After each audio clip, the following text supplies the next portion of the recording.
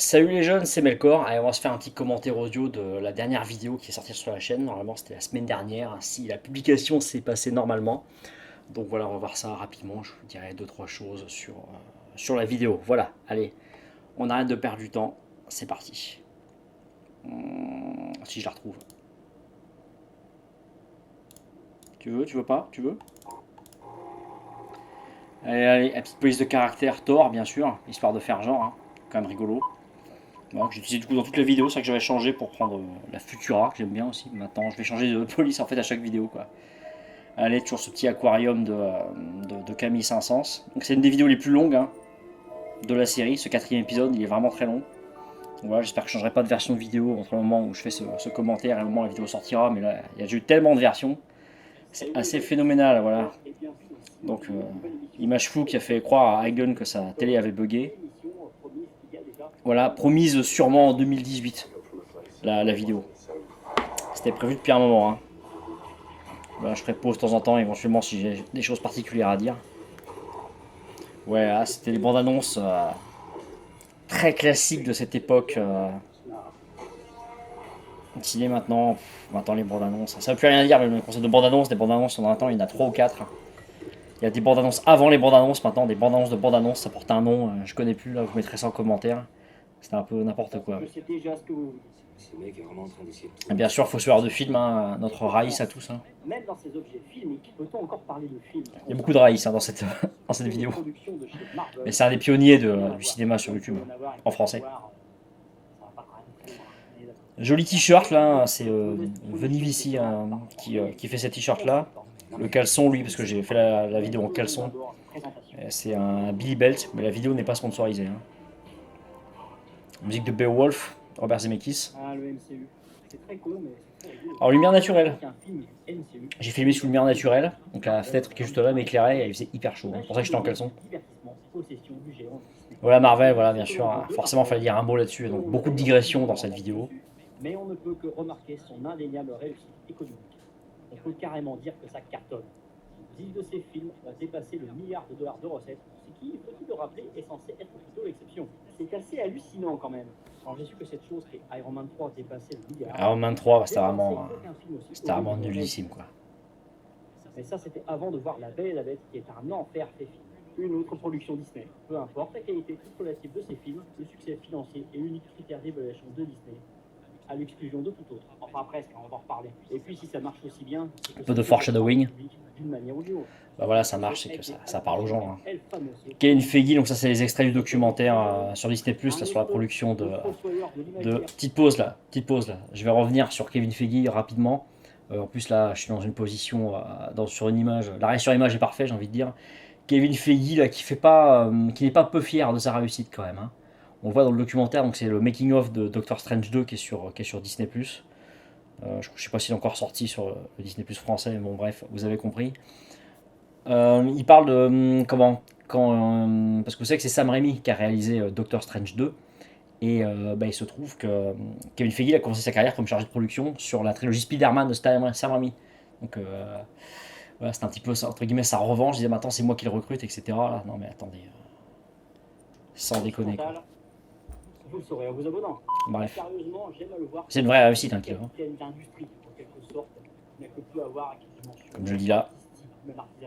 Il est pour moi et en quelque sorte le Henry Ford du cinéma. Mais ça pourrait faire un super sujet de vidéo. Ça c'est pour la chaîne de Paul, ça. Je sais pas s'il regarde mes vidéos. La chaîne de Paul, il pourrait faire une super émission sur Kevin Feige. Classe américaine évidemment. À la manière des séries télévisées, Kevin Feige et ses hommes ont poussé la rationalisation des productions Marvel comme jamais auparavant. Il semble bien que chez Marvel, on est peut-être trop bien saisi ce qui plaît. On sait exactement ce qui plaît au public, mais ça ne marche que pendant un temps, ça. Phase 4, ça prend pas autant, parce que la génération qui a grandi avec ces films-là, elle ne sait même plus ce qu'elle veut, quoi. Peut-être. Et Disney lui donne exactement ce qu'il veut à ce public. Voilà. Sauveur, caméo, pas de fantaisie narrative, scénique, filmique, pouvant rajouter le chaland.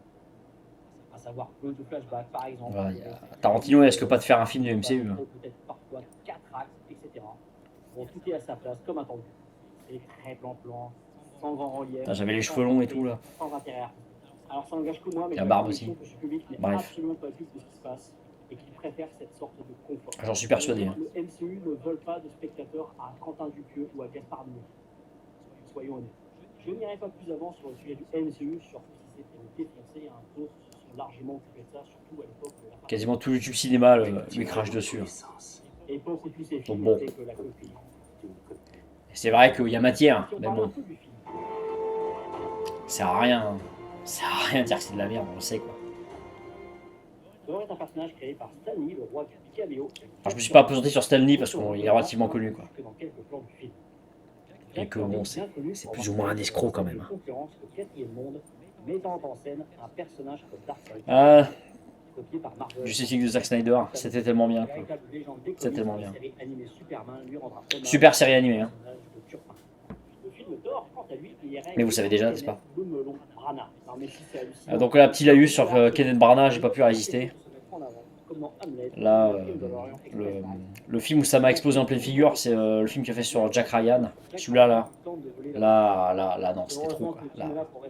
Là, ouais, c'était nul. Par contre, cette série-là, c'est Jack Ryan avec avec John Krasinski. Non, c'est ni fait ni à faire. Quoi. Avec pas petite pause, avec une over-caractérisation des méchants, c'en est ridicule. Il y a plus Jack Ryan dans la série, quoi. C'est comme Dr. Ian Malcolm dans Jurassic Park. Est-ce que vous avez pensé à mettre du Jack Ryan dans votre série sur Jack Ryan, quoi. Bon, depuis, il a connu cette horreur de Cendrillon. En Cendrillon, je l'ai vu vite fait, mais bon, pas terrible. Ah, Tim Burton, voilà. Il nous a pas fait un bon film depuis Sleepy Hollow. Même Big Eyes, c'était franchement pas terrible, malgré la présence de la merveilleuse Amy Adams. Alors, petite pause. Alors, déjà, Amy Adams, voilà, rapport à la vidéo précédente, qui était transformé, qui s'était transformé inopinément en lettre d'amour à Amy Adams. Et Tim Burton, franchement, ça me coûte de dire qu'il fait plus rien de bien. Je suis entré dans la cinéphilie par Tim Burton, par le Batman de 89. Ma mère m'avait offert le Starfix spécial Batman, tout ce que j'ai toujours voulu savoir sur Batman sans jamais oser le demander, pardon. Et il y avait la double photo, la photo en double page avec comment il s'appelle, avec Michael Keaton en Batman qui croise les bras comme ça. Et à côté, il y avait un type comme ça qui croise les bras, pareil, une photo en noir et blanc avec ses cheveux complètement ébouriffés comme d'habitude. Là, c'était Tim Burton, bien sûr. Et c'est comme ça que j'ai compris qu'il y avait des gens qui faisaient les films. Et donc, c'est comme ça que ça a commencé à m'intéresser. Mais depuis Sleepy Hollow, c'est la chute libre. Hein. Ah, c'est. Waouh! C'était en 99, hein, Sleepy Hollow. Hein. C'est la même année que Matrix et Fight Club. Hein. Et la menace fantôme, hein, si on veut parler de mauvais films. Le bon Kenneth a été engagé pour donner une dimension shakespearienne au récit. Shakespeare pour les nuls, évidemment. Hein. Ah là là. Black Panther, mais qu'est-ce que c'est pourri, quoi. Ouais, je mets des cartouches à Shane Black aussi. Là. Bon, ce qui plaît pas beaucoup à Hagen de la régie, hein, parce que du coup, je dis du mal de. Ouais, c'est Jake Busey, c'est pas Dave Busey. Je dis du mal de Last Action Hero, mais. Last Action Hero. C'est pas cohérent. C'est pas que le film est pas cohérent en lui-même, il est pas cohérent dans la filmographie de McTiernan. Enfin, je trouve qu'il n'est pas cohérent dans la filmographie de McTiernan, mais ça, j'y reviendrai sûrement dans la prochaine vidéo qui est actuellement en cours d'écriture. Un Captain Marvel, c'était bien pourri, c'est quand même. Même Wonder Woman fait mieux, et pourtant, il aurait à relire. Voilà. Par contre, Wonder Woman 84, c'est la limite de supportable. Pour vous dire au niveau du cousin, ils ont engagé Branagh, un habitué des adaptations du jeu William, mais pas seulement. Alors, le film enchanté de Branagh, c'est pas mal. Hein. Quand même, il faut le traduire en anglais. Bon, ça, c'est la fameuse blague sur le fait que le roi Lion serait pompé sur le roi Léo. Quoi. Bon, Dunkerque, très bien, bien sûr. Conspiration, c'est vraiment sympa à voir aussi. Hein. Alors, je vous le conseille, c'est vraiment intéressant. Petit huis clos, pas mal. La Conspiration aussi, c'est bien. Alors, c'est pas un huis clos, mais c'est vraiment pas mal. C'est un film qui n'est pas connu en France. Hein. Il n'est pas sorti au cinéma, je crois, en France. Et Valkyrie, intéressant. Intéressant. Comme réalisateur, il fait franchement pas rêver grand monde. Alors attention quand même, hein, je n'ai pas encore vu. Bon, c'est encore le cas au moment où je fais ce petit commentaire. Les plans débulés, ouais. Tiens, je viens de regarder Harakiri, là, un film japonais là, où il y a pas mal de plans débulés aussi. Hein. Mais bon, ils font un peu plus sens que ceux de Thor. Mais dans Hulk, par contre, dans Ang Lee, gros niveau en réel. Hein. Putain, Will Smith, ce film était pourri aussi. Alors, c'est pas mon préféré de Paul Thomas Anderson, mais c'est pas mal. Notamment parce qu'il y a Amy Adams. Ce film est donc l'adaptation du comics du même nom. Adaptation du comics, j'insiste, pas de la mythologie scandinave qui en est très vague. Comics d'affaires. J'en suis pris un là d'ailleurs. Donc voilà, sa petite parenthèse mythologie scandinave. Bon, la mythologie ça m'intéresse depuis presque toujours. La mythologie scandinave en est une qui m'intéresse pas mal. Donc en Islande, c'est vrai que c'est officiel. Bon, c'est pas méga pratiqué. Hein. C'est un pays très sécularisé, l'Islande. Donc Vanir, d'ailleurs, on les retrouve dans l'Agiborien de Conan le Barbare. Voilà, c'était pour exprimer la différence, qu'il y a une distinction entre comics et mythologie, et que du coup, il y a des choses qui ne fonctionnent pas pareil. Quoi. Et donc que c'est bien différent. Alors j'aurais pu aller beaucoup plus loin sur cette vanne avec le fait que le veilleur de nuit euh, il soit noir dans C'est arrivé près de chez vous, et qu'effectivement le veilleur d'Asgard soit également noir, et également habillé en jaune. Avec la fameuse réplique pourquoi l'habiller en jaune, c'est pour qu'on le voit pas. Quoi. J'aurais pu aller beaucoup plus loin, mais bon, j'ai pensé qu'après en plus, et puis bon, le but c'est pas de faire des sketchs racistes non plus. Hein. Il y a des conversations dans les PMU pour ça. Dans les légendes d'origine, Thor et Loki ne sont pas. Soit dit en passant, le film n'est pas non plus une super adaptation du comics. Bon, moi j'adore Yannick Dahan, hein. Je suis pas toujours d'accord avec ce qu'il dit, mais c'est beaucoup trop bien quoi. Alors voilà, point vieillesse, hein, émission sur TPS Star. L'émission était sur TPS Star, je sais pas si vous avez bien lu. J'ai bien écrit un TPS Star, ouais ça donne un coup de vieux quoi. TPS, les plus jeunes ils savent pas ce que c'est ça. Hein.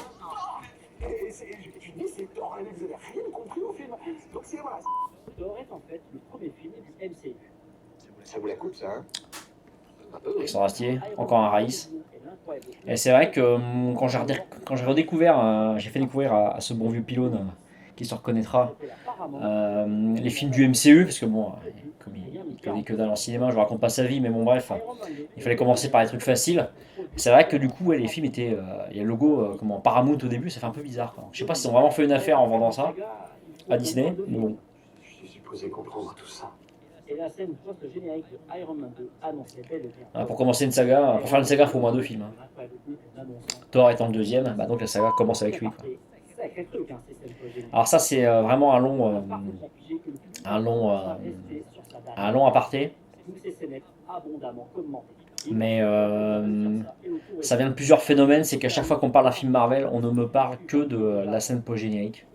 Alors, que ce soit qu'on me parle IRL ou sur les réseaux sociaux, c'est pareil. Ou les vidéos sur YouTube, à chaque fois c'est décryptage de la scène post-générique. On ne parle pas du film avant. Alors, il n'y a pas longtemps, quelques temps avant que je tourne ce petit commentaire, on a eu la vidéo de Nexus 6 avec le Fossoyeur qui nous parlait de Prey, vous savez, l'espèce de spin-off de Predator, avec donc ce chien, et également un chien dedans, et c'est vrai que le chien, ça fonctionne pour impliquer le public, hein, c'est assez phénoménal. Quoi. Donc là, en plus, faire ça à la fin du pilote d'une série, on sait qu'on va engager émotionnellement les gens très facilement et que du coup le pilote va être validé. Hein. Donc le mec a complètement hacké le truc, il a niqué le système. Donc moi j'adore. Moi j'adore cette entourloupe, mais comme quoi c'est la fin. Si tu finis bien, c'est bon. D'ailleurs souvent, il faudra peut-être en parler un jour ça, les débuts de films sont souvent très très bons. Et après, il y a beaucoup de films qui s'endorment en fait. Après un début tonitruant, il se passe plus rien. C'est assez triste. Bref, mais ça c'était vraiment intéressant, donc documentaire que j'ai eu un petit peu de mal à trouver, mais finalement j'ai pu me le procurer et vous montrer ça, voilà, que c'est la fin, que finir sur une bonne note permet d'imprimer durablement l'esprit du spectateur. Et vraiment, là ça a marché pour lui temporairement, parce que ça va aider son pilote, mais après la série ne s'est pas faite. Mais pour ce qui est des scènes post-génériques qui ont débordé du MCU, maintenant il y en a ailleurs, mais c'est un type de... Voilà, on oublie les heures de film. Petite anecdote personnelle, j'ai un collègue qui m'avait parlé par exemple de Deadpool 2, il n'a parlé que de ce qui se passe après le générique de fin. Le film dure 2 heures, il n'a parlé que de ça. Quoi. C'est pas contre lui, hein, pas du tout. Hein. Mais c'est quelque chose qui revient régulièrement, c'est un des derniers en date. Qui avait découvert Deadpool 2 récemment, mais c'est hyper répandu, quoi. C'est hyper répandu. Le MCU est en quelque sorte prévu pour cartonner sur les réseaux sociaux, leur promotion est d'autant plus facilitée. Alors, il ne parle pas réellement des réseaux sociaux dans cet extrait-là, mais il parle de la dimension sociale de ces films. Et c'est intéressant, je pense qu'il va falloir un jour que des gens se penchent dessus. Parce que réellement, il y a un truc là, hein, avec ce film-là. Même si c'est vrai que depuis Avengers 4, c'est plus tout à fait la même chose. Exception faite du troisième Spider-Man, qui est un film demi-MCU, parce que ça appartient à moitié à Sony. Hein, je sais pas, on prend rien à leur bordel là. Mais pour l'avoir vu la semaine de sa sortie au cinéma, dans une salle pleine, c'était assez impressionnant. Là, des salles pleines, c'est plus forcément aussi courant qu'avant. Mais ou alors pour les avant-premières. Mais ouais, là, le public était à fond, quoi. Mais à fond, à fond.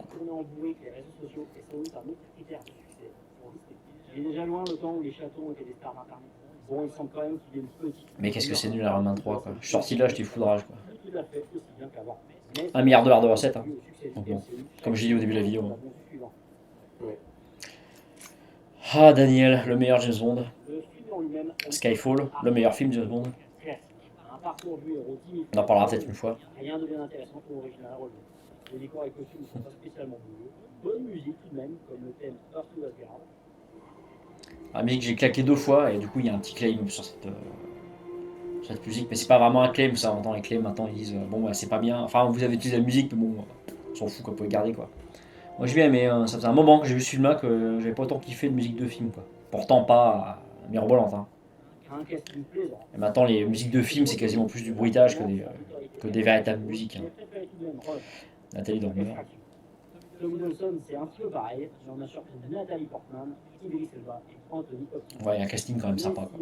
En dehors de ça, c'est un film assez anodin finalement. Hein. Quand même dire les choses. Hein. Bon, et si on avançait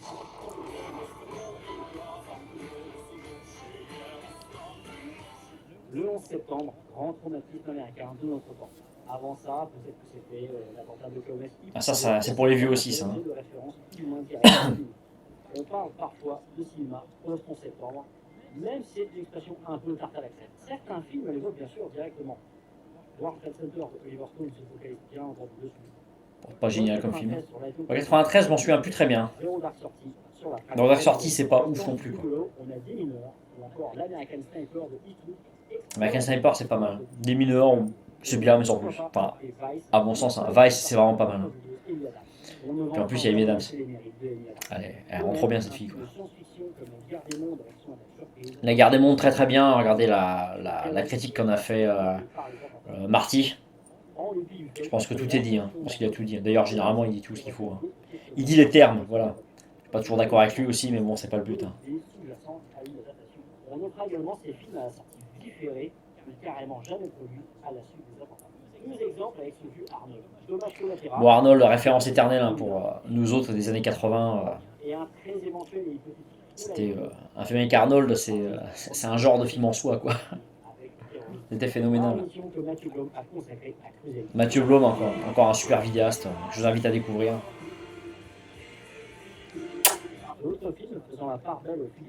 Alors, on revient sur The Ryan Initiative là, de Kenneth Branagh. Bon. C'est pas ouf. C'est pas ouf. The Dark Knight, ça c'est ouf par contre. Ça c'est assez ouf. Le mec en 2 ans il sort The Dark Knight et Inception. Ok d'accord quoi. Bruce Benamran, il pensait qu'il nous a fait une super vidéo sur Inception. Nous avons aussi Star Trek Into Darkness, pour vaincre la menace supposée de fantasmer le crâne de JJ. JJ. J'ai adoré ce film. Bon, le parallèle est assez évident là quand même. Hein. Pour mémoire, les Klingons sont souvent utilisés dans l'univers de Star Trek pour représenter le bloc de l'Est. Voir Star Trek 6, une catastrophe industrielle crée in fine des conditions plus favorables à la paix, un peu comme Tchernobyl. En effet. En effet. Alors coup de chat, hein, je regardais la série pendant la production de l'épisode et je tombe sur cet épisode là, donc je me suis senti presque poussé à me mettre, faire comme une petite pause, comme un petit break, voilà, je sais pas ce qu'on en est, on a un peu plus de la moitié. Faire une petite pause dans la vidéo parce qu'elle est quand même massive. Hein. En fait, j'aurais pu aller plus loin que ça sur ce film là, mais je pense que je ferai une vidéo rien que pour ça. Quoi. Toujours.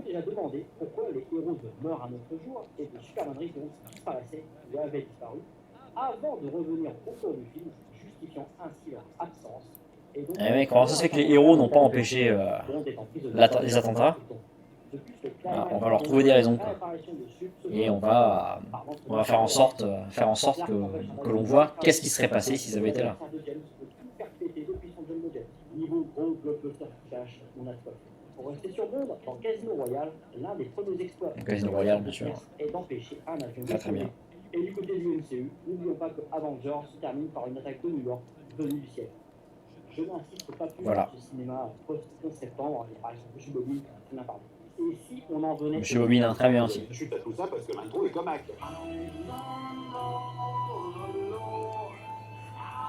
Je citerai pas des gens que j'aime pas. Dans ce film, Thor incarne le bon côté de l'Amérique. Donc avec les noirs roi. Honnête, droit, juste, travailleur. Mais impulsif De souligner un peu les choses. Voilà, bon, ça c'est un truc. J'ai rajouté. Arme de destruction ultime, mais aussi outil de construction. C'est un marteau à la fois arme et outil. Comme beaucoup d'armes, sont en fait des outils détournés de leur usage, depuis la hache jusqu'à la tue. Quand j'étais jeune, je pensais que la civilisation ne pourrait jamais être détruite.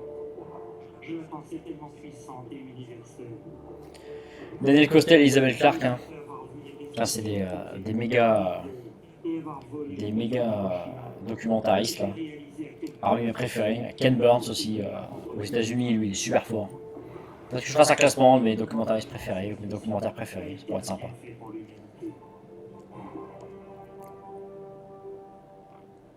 On peut rapprocher le pouvoir de Mjolnir du pouvoir de l'atome, mais pourquoi pas du capitalisme. Il va perdre ce pouvoir car il s'en montre indigne.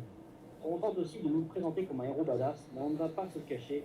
Je ne sais pas si parce que le film est public, que l'acteur encore un plan débulé. que tout est complètement calibré et aseptisé, mais on est quand même loin de Clint et de Charles, respectivement couille droite et couille gauche de l'Amérique. Et oui. Et entre les deux, sans doute, il y a George. Je suis en train de me les faire en ce moment, les justiciers dans la ville, pardon, avec Charles Bronson.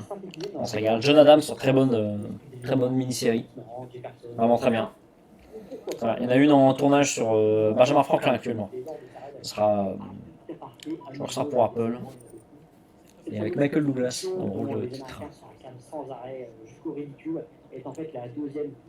Ouais, ça, j'avais bien envie de claquer ça un petit peu là. Bon, Gang of New York est un de mes films préférés. Hein. Là, je mets dans mon top 3. Hein. J'adore ce film. La série Tabou, c'est très bien aussi. Sans doute pour avoir à éviter d'évoquer les Britanniques ravageant Washington, incendiant le Capitole et dévastant la Maison Blanche. Bien sûr, le fameux plan iconique d'Independence Day. Independence Day. Loki, quant à lui, serait un genre de décalque négatif. Une Amérique que l'on aime un peu moins de ce côté de l'Atlantique. Enfin, ça, c'est surtout pour nous charger. Parce que nous, bourronnés qu'on a été. Ouais, parce qu'à écouter les gens, toute la France serait démocrate. Quoi. Alors que la séparation démocrate et républicain, c'est pas aussi clair que droite et gauche. Quoi. N'oubliez pas que ce sont les républicains qui ont aboli l'esclavage aux États-Unis.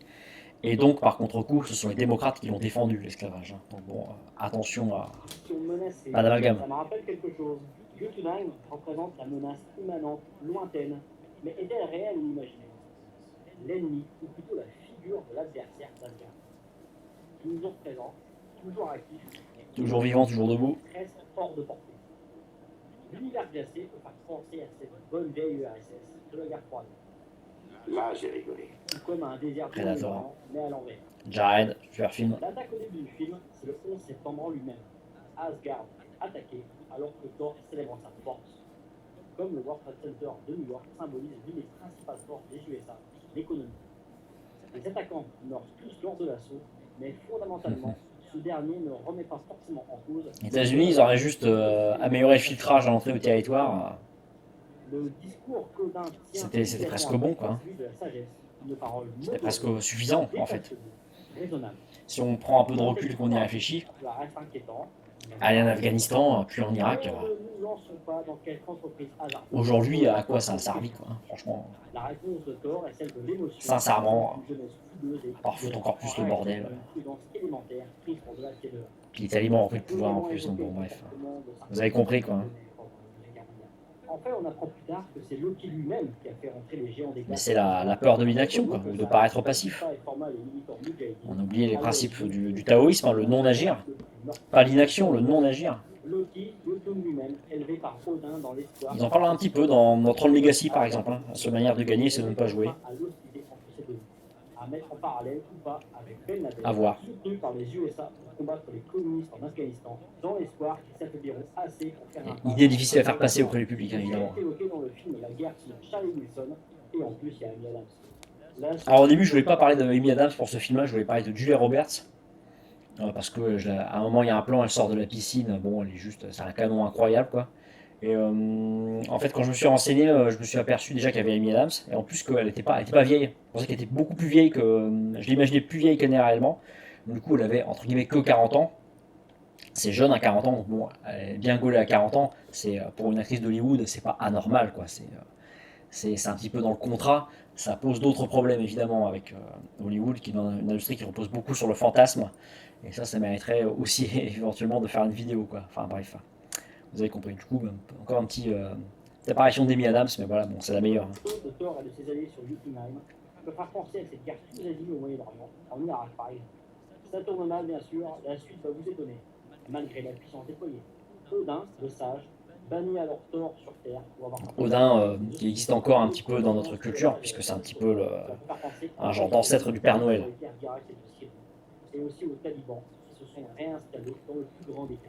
Ce qui est amusant là-dedans, c'est que Thor est sorti de l'année du printemps arabe.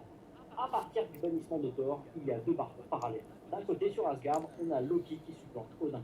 On peut y voir la sagesse dépassée par la peur, avec l'élévation de murs, le patriote acte, etc., etc. Les compagnons de Thor se soumettant, au moins en apparence, assez aisément. Ils peuvent représenter, pourquoi pas, les alliés habituels des USA, comme la Grande-Bretagne, le Canada, et autres pays de sauvages. D'un autre côté, sur Terre, Thor évolue. On a là un parcours du héros assez classique, comme déjà dit, et accède à la sagesse au contact des terriens, chacun d'entre eux pouvant incarner une valeur ou un pays. On peut pourquoi pas voir Jane Foster incarnant la France. C'est un vieux pays. Bien sûr, bah voilà, il faut connecter avec la crise irakienne. Et qui a été attaqué sans raison, hein. Désolé. C'est Portman, la France, parce que Benjamin Muquier. Voilà. Incarnant la raison. C'était l'instant people. Thor peut devenir un véritable libérateur de son peuple et non le destructeur d'un groupe. Ce que son frère cherche à devenir, plus au prix de la vie de son père. Lorsque Loki cherche à détruire. En fait, il met en danger son père, celui qu'il a élevé, mais il bute son père biologique. Hein. Donc en fait, c'est un petit peu un double sens même là-dedans. Hein. Ce qui tue le père quand même finalement. Même si c'est plus un géniteur qu'un père, hein, ce qui n'est pas vraiment la même chose. Jotunheim, dont il est pourtant issu, cela peut peut-être faire référence à cette Amérique prête à ravager le Moyen-Orient pour asseoir son hégémonie. Moyen-Orient qui au passage est le point d'origine de la civilisation. Bon, pour les USA, il y avait la perspective alléchante de mettre la main sur le pétrole. Hein, mais comme on est à Hollywood, tout est bien qui finit bien. Il s'en faut. Jotunheim est sauvé, Loki disparaît, et Thor retourne sous l'autorité de son père éternel, mais séparé de son amour. Joli plan. Car pour réussir, il devra détruire le Bifrost, l'arme la plus terrible des Asgardiens, à laquelle on peut appliquer le Bifrost. J'avais trouvé ça plutôt intéressant à l'époque au cinéma, j'ai vu ça. C'est pas complètement, tout est bien qui finit bien, quoi. Il y a un petit côté doux amer. Donc une autre histoire de l'Amérique. Bon, il pourrait faire une version 2.0 avec les années Trump, hein, ce bon, que ça arrête à l'époque d'Obama, ce bon Oliver Stone. Mais Oliver Stone maintenant c'est quelqu'un qui est beaucoup dans la circulation, entre guillemets, avec d'énormes guillemets complotistes. Donc bon, maintenant voilà, c'est un peu dommage, il est un peu perdu pour la science, hein, ce garçon. Vous croyez que c'est le pouvoir?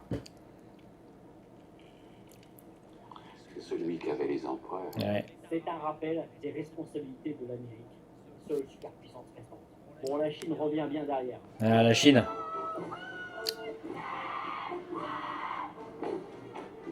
On voit ça, on a envie de vendre son pays à la Chine. Hein. Peut-être que c'est ça le vrai féminisme. Hein. Peut-être, mais il n'y a pas de vrai féminisme. Hein. C'est un appel en quelque sorte. Il y a juste le féminisme. Non revanchard. On sait très bien, en France, que c'est un vieux pays. Ceux qui ont coûté vouloir absolument sa revanche. C'est un peu facile, non, de donner des leçons à l'Amérique quand on est britannique, on est Kenneth. Alors, il y a fort longtemps, j'avais vu une analyse similaire sur Spider-Man. Ah voilà, j'ai cherché dans tous les sens, mais les archives disponibles sur internet ne remontent pas aussi loin. 2007, on mettait pas trop de. Les médias officiels mettaient pas tellement de vidéos sur YouTube à l'époque. Hein. pouvez vous-même. C'est plutôt des gens qui se cassaient la gueule qu'on mettait sur YouTube. Petit tricotage des récits vous-même. Mais c'est vrai que j'étais assez loin d'imaginer que dans un blockbuster assez lambda comme ça, il pourrait y avoir ce genre d'allusion. Mettez-moi en commentaire ce que vous en pensez, partagez, commentez, likez. Et je vous dis à la prochaine, bien sûr. La petite vidéo sympa, ouais, ça que je me suis bien donné sur le montage. J'ai fait je sais pas combien de versions de la vidéo. Oh là là. Rien que sur le nombre de vidéos uploadées, je l'ai uploadé au moins 6 ou 7 fois, quoi. Un délire, quoi. Bien sûr, Little Cornetto qui nous avait fait CDZ Abridged, qui maintenant nous a fait Marvel Comics. Très très bon. Très très bon. Kung Fury, court métrage 2015, on attend le long métrage, ça commence à faire long là, j'ai l'impression que le tournage est fait depuis très longtemps. C'était une bonne blague ce film, ce court métrage. Ah, Bat in the Sun, qui font des courts métrages de qualité professionnelle maintenant, hein. C'est vraiment assez impressionnant. Notamment un sur Batman et le Joker, hein, qui était vraiment bien il y a 2 ans à peu près.